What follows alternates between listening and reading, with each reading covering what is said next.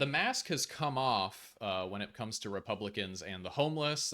Something that I've said for a long time is that what Republicans and conservatives and what I call next door Republicans, they basically want to euthanize, annihilate, destroy homeless people. They think their logic is basically like this: homeless people are scary and they smell bad, and they need to go away. Then they look at the bill they'd have to pay in order to set up the infrastructure for like mental health, wellness, public health, addiction services, all the things that, building more housing, all the things you need to do to actually solve homelessness. And they don't like that at all. So they just, they come out and they show their true colors. So we've got a couple things to go over right now, which is like, first of all, what Brian Kilmeade said, and then we'll see how he responded to the public backlash, and we'll round it off just taking a kind of look at the hypocrisy of the media sphere, kind of something that I've talked about many times. So let's take a listen to what Brian Kilmeade said yesterday. Billions of dollars to mental health and the homeless population. A lot of them don't want to take the programs. A lot of them don't want to get the help that is necessary. You can't give them a choice. Either you take the resources that we're going to give you, or you decide that you're going to be locked up in jail. And I want to interrupt this real quick. This is a very common talking point that we go up to these homeless people and we offer them services and they just say no. And what I want you to do, if you've heard people in your community saying that, is I want you to look up like whether there is a wait list for the shelters and for the mental health services in your community, because I'm in the Seattle area and I can tell you almost all of the shelters and all of the mental health services, even like involuntary commitment, for example, something which saves lives, which has, increased positive outcomes for the people that use it. These things all have a very long wait list. The beds have a long wait list. So before you say something like, these people need to take the care, they can't say no, I do think you ought to prioritize the people who have said yes to the services, but who can't get it because you haven't built out the infrastructure. And I think you'll find that while obviously there is a small group of people who are like repeat offenders who like have severe mental health and they never take help, like they exist. I'm not saying they don't. But if you really want to make the streets safe, if you want to make your city safe, getting down those wait lists is probably a stronger priority than building out a new law that forces people into treatment or whatever, which I'm not saying I'm against. You know what I mean? I actually think involuntary mental health and addiction services have their place and should be implemented in a fair, humane way. But I do think that, yeah, like there are people it's very obvious that our legal and public health systems are not equipped to deal with a minority of repeat offenders who like literally do just terrorize the people around them. You know what I mean? So like there's a couple things going on there, but right wingers either way don't have the solution. And I think I do. Like I think that what I just said is a much more reasonable, achievable way to make the world better than what you're about to hear, certainly. The way it has to be now. Or involuntary lethal injection or something. Just kill them. Yeah, Brian, why did it have to get to this point? Right. I would say this: we're not voting for the right people. So funny, because I thought she was about to say, yeah, Brian, why did you just say to kill people? And she's like, yeah, how did we get to this point? What is wrong with these people? That it speaks to the casual cruelty of the way they speak, because I feel fairly confident that if my friends mid-conversation started talking about killing people like that people like, my other friends would skip a beat and be like, what did they just say? Like, are you serious? But it's not like that with them, right? North Carolina, wake up. Billions of dollars to mental health and the homeless population. A lot of them don't want to take the programs. A lot of them don't want to get the help that is necessary. You can't give them a choice. Either you take the resources that we're going to give you, or you decide that you're going to be locked up in jail. That's the way it has to be now. Or involuntary lethal injection or something. Just kill them. Yeah, Brian, why did it have to get to this point? Right. I would say this: we're not voting for the right. His face is priceless. He's like, he actually understands what Brian just actually said on live television. Billions. All right, that's that video. And of course, let's see his apology for that, because he did wind up, it seems like somebody there was someone off screen, an executive, talking to the lawyers who realized you can't just talk about, murdering civilians on live TV, can you? So let's see how he responded. Let's see Brian's really sincere apology. And for what it's worth, I actually haven't seen it, so I have no idea.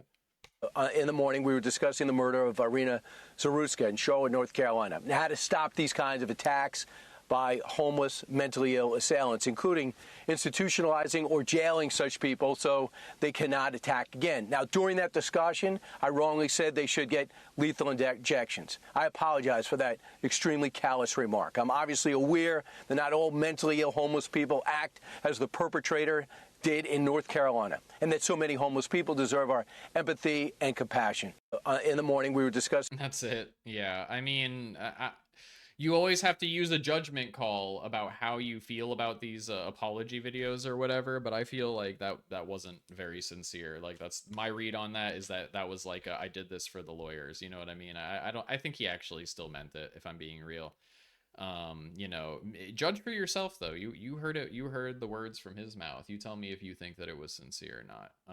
And I want to talk about something else, which is that an NBC senior political analyst, Matthew Dowd, this guy, was fired following Charlie Kirk's assassination. And why? Well, he said, hateful thoughts lead to hateful words, which then lead to hateful actions. You can't stop with these sort of awful thoughts you have and then saying these awful words and then not expect awful actions to take place. We don't know if this was a supporter shooting their gun off in celebration, so we have no idea about this. And I think, frankly, that's a much more reasonable statement than what the president said, which was that we don't know who he is, but he was probably one of my political enemies and they need to be destroyed.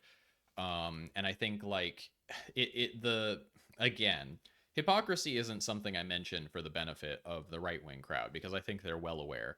But the fact that the left-wing media environment is so self-cannibalizing and so afraid, so cowardly, that they would instantly fire someone who said something that, like, on its face is just true. You know what I mean? Like, it's like, literally, there are people out there, including Charlie Kirk and many others, who say things that increase the political temperature in this country. And as long as there are people increasing the political temperature, our country is less safe. And that's just true. Anyone who does that makes it less safe. And it's not like it says anything about deserving. This isn't about deserve. What happened is awful. It should not have happened. But how can we, if we're not allowed to engage with the machines, the infrastructure that causes the hate, that moves it forward, if we're not allowed to talk about the people who are increasing the temperature and who they are and like what, like why this happens, then we can never fix the problem.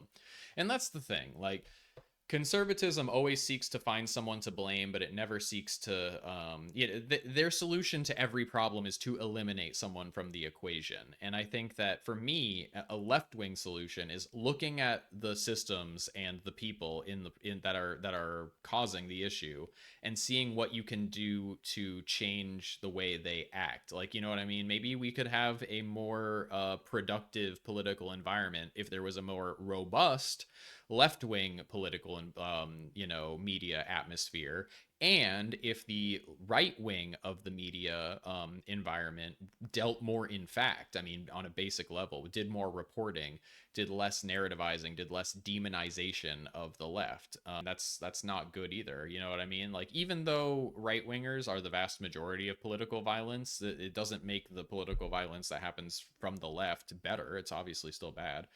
The issue is more just an issue of scale. Like, you can't seriously address the problem if you don't look at the really lopsided situation. There's just no way to have an honest conversation about political violence where, like, on the left, if we even try to discuss why something happened, you're going to get, like, fired, or like something bad's going to happen to you. And this is the same as, like, MSNBC, I think, fired someone for being too pro-Palestine, and, like, the fact is that the global right is so unified. They never disagree with each other. They allow each other to get away with the most monstrous actions and words. Meanwhile, on the left, if there's any kind of disagreement, we instantly cannibalize each other. And I think that at the end of the day, left unity is something that we need to strive for. It's something we will need to achieve. It's a necessary condition of making the country a better place. At the very least, like, you know, just so we can fight back. Like, people like Schumer and Jeffries spend way more time policing the left than they do attacking the right. Hey, if you liked that video, please hit the like and subscribe button. It got me over the line of 200 subscribers recently. Big shout out to the people who did that. And you can catch me every Sunday going live here on YouTube and on Twitch.